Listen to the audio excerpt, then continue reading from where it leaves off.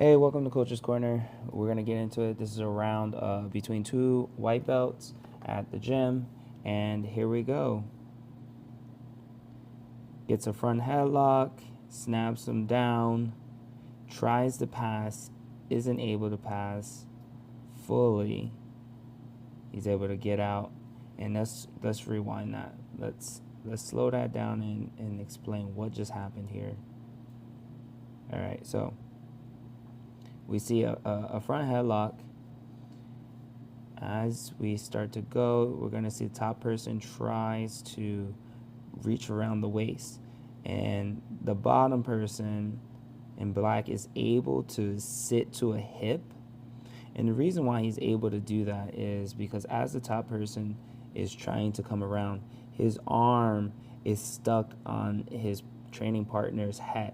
So as this arm goes to reach for this hip here, he's not able to. His hips actually gets kind of blocked for a second, as you can see here. Instead, what he really needs to do is the top person needs to clear this bottom person's right arm. He can do that by pulling it and dragging it in that direction, and then thus going around, securing the back. But because that wasn't done, his training partner is able to fall to the hip as he circles around and around. Then here, his weight, because of momentum, is way too far over in this direction over here, where he should be looking to secure these hips.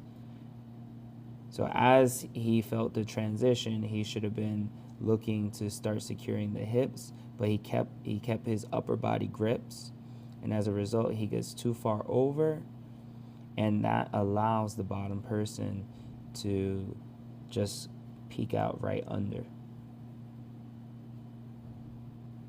right there. And now he has the opportunity to actually go for his own back take, but the top person sits up, and we're going to continue our roll from here.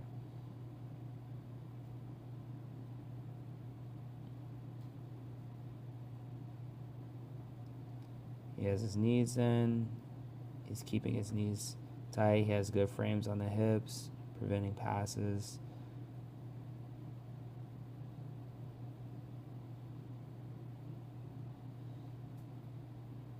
A little bit of headbutts. And there we have that pass. Let's break that down a little bit. Let's go back. See what just happened. Okay, as he's going, top person is trying to stuff that knee. Top person is trying to stuff this knee right here down below his hips. As he's going for that,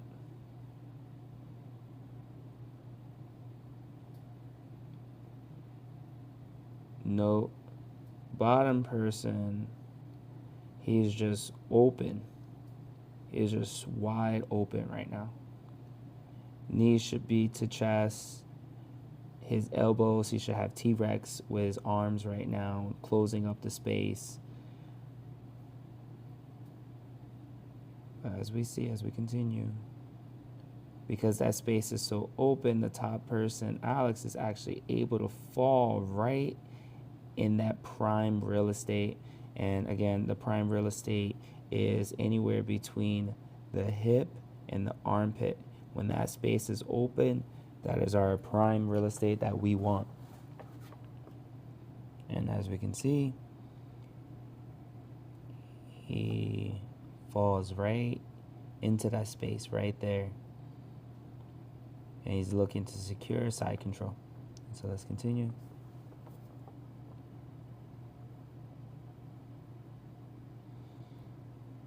It'd be really good if Alex could get an underhook on that arm.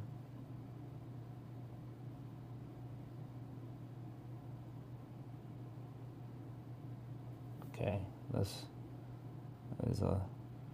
rewind that real quick. All right, so we have here he's mounted, he's in side control here. Now, what Alex should be doing, the top person, what he should be looking to do here is he should be looking to get an underhook on this arm right here. Right now he has an overhook, and that overhook is not really serving him well. Alex is going to proceed to try to mount, and look how high that mount is. You see how high his leg is in the air right now? This leg is so high that it's so easy for this leg to be trapped by both of his legs. Actually can come around and trap it. He did do it fast, but however, if the bottom person is active and knows that the top person wants to mount, this leg can easily be trapped. So what he should be doing is picking up the knee on belly and then sliding across his waistline to secure a mount, not high stepping over. Let's continue. As they continue, he's able to get the mount anyway, but freeze here. We see that because he did not prioritize having that underhook here, his arm is out of position. He has no meaningful or effective control from mount. So he mounted too early. You want to mount when you have a head and arm. You want to mount when you have some type of control, where you're able to really dominate the mount position. You don't want to mount too early. Because as we can see here, as we continue, it's so easy to just shuck him right off. His weight is off center. It's really hard to have any meaningful connection. And as we do so, the bottom person is able to get onto a leg here, which forces him to sit. And as he's trying to protect his leg, he doesn't want to get reaped. He's spinning out of that. And then he gets his back taken, right? So he went from side control mount to now having his back taken because he didn't have meaningful control and he went too fast. All right, we have here, he's playing a little bit of running man.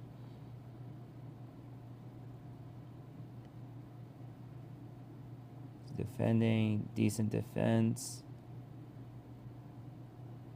And he's trying to expose his arms, but he's doing a good job hiding his arms here.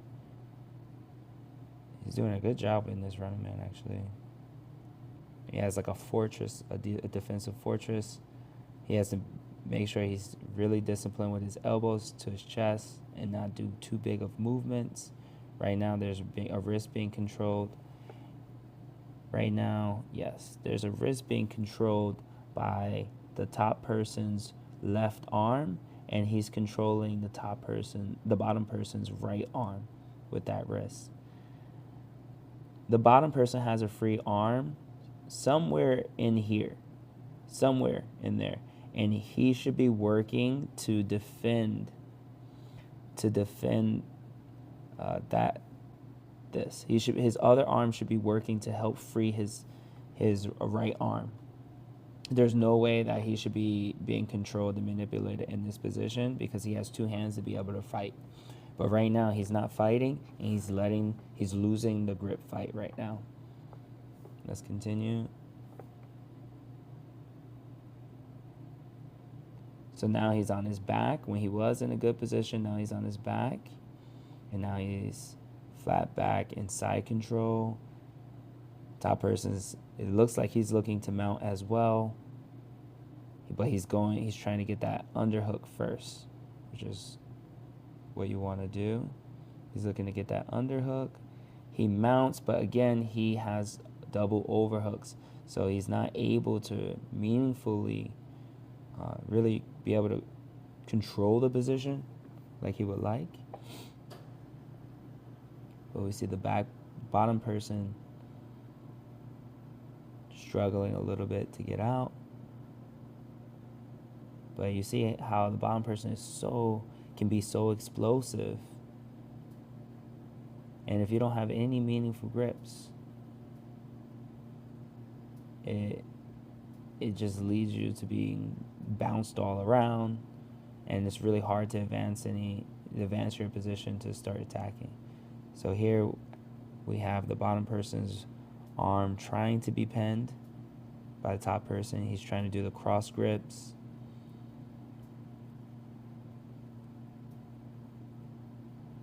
Here.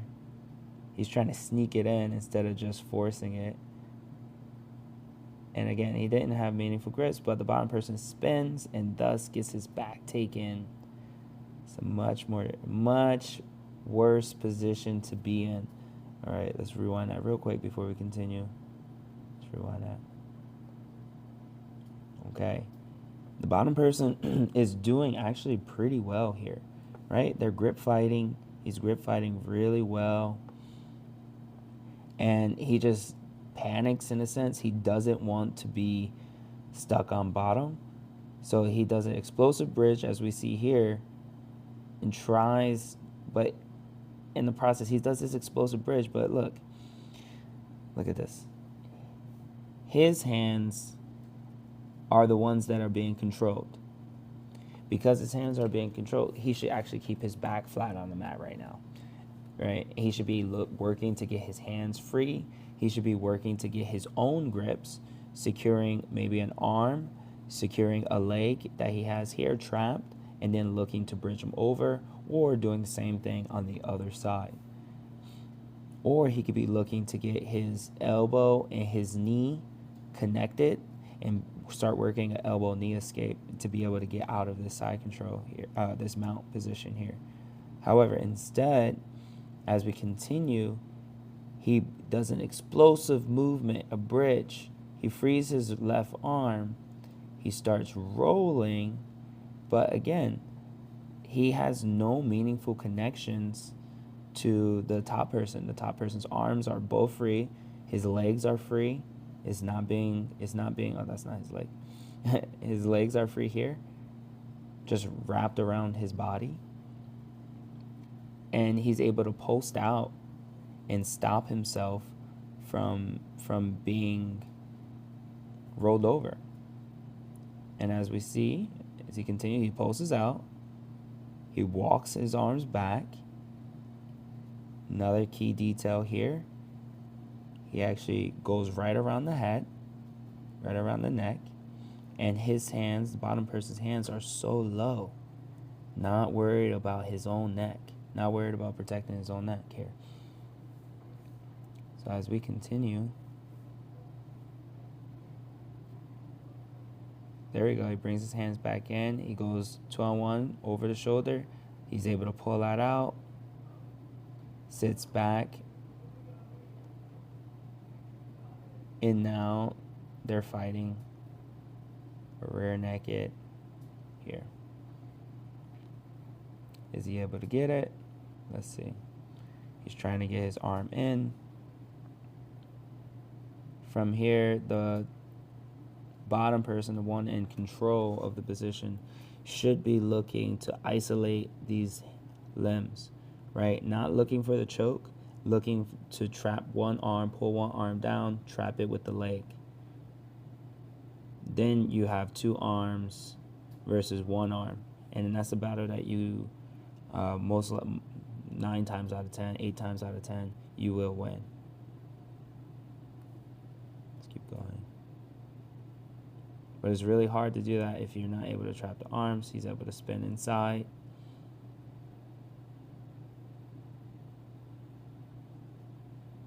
Pins his arm down. He's looking to do a posture.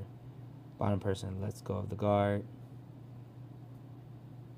Proceeds to get past. And is playing his own version of Running Man, but it's too loose. And we got the end of the row here. It was good stuff for both of them. Lots of opportunities to learn, to grow from. But overall, good round. Nobody got hurt. Nobody got injured. And that's what we're all about, having a good time. Good round, guys.